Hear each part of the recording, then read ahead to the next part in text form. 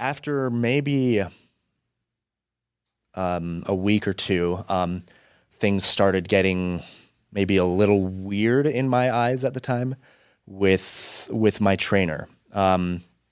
He would occasionally start making kind of off-color jokes, sexual jokes that, I mean, even when I was just, a kid growing up in the church, I was always told, like, don't joke about that stuff. But of course, teenage boys growing up joke about that kind of thing. But God forbid, as a missionary, you definitely shouldn't be like joking about that kind of stuff or talking about it, right? But he would start, joking and talking about that stuff. Oh, and I said my mission trainer was Paraguayo, but he also spoke English pretty well. So that was actually kind of a nice thing to help me be able to learn the language and somewhat understand things a bit better. So was he talking to you mostly in English, or he would switch off? I mean, like, we were supposed to talk mostly in Portuguese, but sometimes where I was like, oh, I've got a headache, like, literally I would get headaches from absorbing the new language and trying to speak it every day for the first couple months of my mission until I got to a point where I was really more comfortable and then fluent with it. But he would speak to me sometimes in English as well, usually only if we were at home. And so yeah, he started making weird jokes. He would kind of act in a way like pretending, like, I don't know how to say it other than he would kind of act like pretending to be a woman or pretending to be gay, which is just kind of really weird for someone to do, not because being a woman or being gay is weird, hell no, not that, but just because, like, the fact that he was doing that and making all these jokes, and then that would kind of lead into, like, his hand would accidentally brush me or something, just kind of starting with unwanted touch, right? So for those who don't know, this is the beginning of what would be called a grooming process, whereby a predator kind of puts the frog in lukewarm water and raises the temperature of the water to boiling by degrees so that the victim doesn't really recognize it until it's too late and you're already being boiled alive or sexually abused and sexually assaulted. And, it would slowly progress over time. And eventually there was one day where I had probably only been out in the field for a couple, maybe 3-4 weeks at most, where I was like, okay, whoa, like, stop. What are you doing? Probably like pushed him away. And mind you, I was bigger and stronger than this guy. He never physically overpowered me. It was all mind games, all mental and emotional manipulation, which is why I think it's important for people to understand how kind of grooming works, because anybody can be a victim of this. Absolutely anyone, man, woman, child. So anyways, I pushed him away, and then he got so upset, and this happened many times, where I would push him away or finally kind of have had enough of whatever he was doing and be like, hey, that is not cool. Stop that.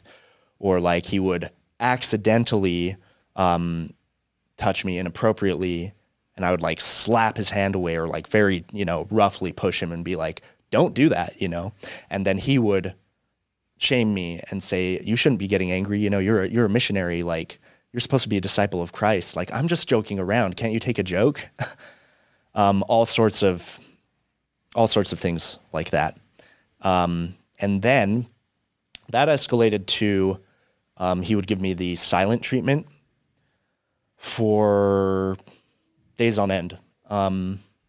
Where if I had gotten mad at him or something, he would, basically just not talk to me at all. If I talked to him or anything, he'd just give one-word answers, basically, and just have this very, like, cold facial expression with me at all times. And you wouldn't do my training, for example, wouldn't help me with learning the language. But I was just going to ask, since you're kind of paired up with just one other person, did you have any other companionships that you could talk to? Or you're kind of isolated, right? No. Then, like, you're in a country that you're unfamiliar.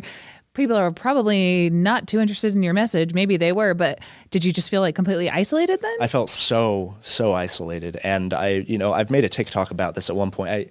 I just wish I could go back there and knock him the fuck out and give my younger self a big hug and tell him, hey man, it's going to be okay. You don't need to be out here doing this. But I am a very like sincere sort of person, and when I do something, I try to do it full send 100%. And I believed that what I was doing was right at the time. It's how I had been raised. Like, so it was very confusing and difficult, but I just thought, well, maybe this is my challenge and my trial, and I've been called here to be companions with this guy so that I can show him like Christ's love or something and help him out. And I just need to be Christ-like to him and not get angry or push back or whatever. And he totally knew that and totally took advantage of that and that belief system of turn the other cheek and contention is of the devil, so that anytime where I got frustrated or grossed out enough to say stop or to push him or even hit him a couple of times, like not super hard, but just enough to get him to stop, like he would intensely shame me, silent treatment. I found out later, and I could kind of sense this at the time, but I didn't understand the language yet well enough to know that he was gossiping about me, saying who knows what to other missionaries on the phone at night. And I also felt isolated because in mission companionships, at least in my mission at the time, you only have one cell phone, and the senior companion, which was obviously him being the trainer, has the cell phone like at all times. So unless I wanted to go and fight him and overpower him, which I actually did one time, but it wasn't like to grab the cell phone from him or anything. Unless I wanted to do that and like steal the cell phone and call the mission president or the zone leaders or something, he had the phone all the time, including when he was sleeping. So yeah, very isolating. And we were in this area where we weren't living with other missionaries. Because some missionary companionships will live with another missionary companionship, and then they have areas that are just like opposite sides of the apartment building. We didn't have that. So, yeah, I felt very isolated, very scared, especially because I didn't speak the language. And there were straight up times where I was like, if you're going to keep doing this shit, I'm going to, talk to the zone leaders or anything. And he straight up said, like, they're not going to believe you over me. And when you said keep doing this shit, what stuff? Just ignoring you. The jokes, the inappropriate touching, the non-consensual inappropriate touching, I should say, which all of it was, and it hadn't yet escalated to the point where he fully sexually assaulted me, but sexually harassing me for sure. And I mean, I guess like even just groping someone would count as sexual assault in its own way, which he had definitely done and been like, oh, sorry, it was an accident. My hand like fell or whatever. And I'd be like, whatever. And I'd get mad at him. And, eventually got to the point where I was like, you need to stop. I'm going to talk to someone about it. And he, said, no one's going to believe you. They won't take your word over mine. I'm a trusted, and he was a trusted missionary in the mission. And that is one of the kickers for me, is that, no one ever knew about this. And I have since found out that I'm not the only companion that he sexually abused. And that's hard. I know I can't blame myself for everything that happened and the way things happened. And I can't blame myself for how scared I was and that I didn't go and tell my mission president right then and there. But at the same time, it keeps me awake at night thinking like, shit, maybe if I had, then some of his companions after me wouldn't have gone through the exact same stuff, And that's something I've talked about with my therapist at length. And I know it's not my fault. It is no one's fault but him. My mission trainer, piece of shit, sexual predator. May he rot in hell, if there is a hell. Right. But yeah, so eventually, it got to a point where I froze up one day. And actually, maybe before we get there, I do have my mission journal here that I brought, and I have a couple entries. Yeah, whatever you're comfortable marked, with sharing. For sure. That I feel like might be good for me to read. Just to kind of illustrate for people listening or watching what a grooming process looks like. And I actually hope that there are people who will watch and listen to my story, and who will be able to prevent anything like this from happening to themselves or to other people, and be able to recognize patterns of grooming and of abuse. Yeah, and thank you for doing this, McKay. And like your vulnerability that's got to be really hard to come out and say these types of things. And I know on TikTok that you've gotten pushback from people saying, just saying horrible things to you. Yeah. And so it takes a really strong person to stand up for other people that you don't even know, that other people that have been groomed by the same person. So I can imagine this is difficult, and that I just want to thank you for being as vulnerable as you feel comfortable.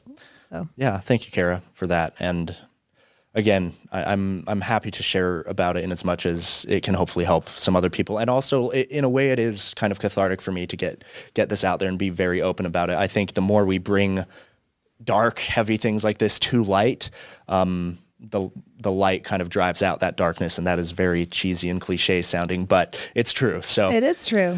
So, anyways, I've got a couple of these that are kind of where I was going through the grooming process. So this first one that I picked out is from October 25th, 2014. Okay, I'm going to skip the intro there because that's superfluous info. Okay, starting here. I really, really, really don't understand my trainer. The past few days in our companionship have probably been the worst so far in some ways. As far as I can tell, just stemming from the fact that I politely asked him to not touch me so much in that weird joking way, it makes me very uncomfortable. He did it a lot, and I'd already hinted and asked many times. Bottom line is that it just wasn't appropriate anyhow. He almost touched my privates several times, and that's just not okay. And as soon as I take a more firm stand on things, he acts all hurt and then starts treating me very rudely. But anywho, the past 2 to 3-ish days, we've just not been talking, except when needed, of course, aka he was giving me the silent treatment. I know that's bad, but I'm not sure what else I can do about it. But I continue to serve and love him and to try to improve my own faults, which I know are many.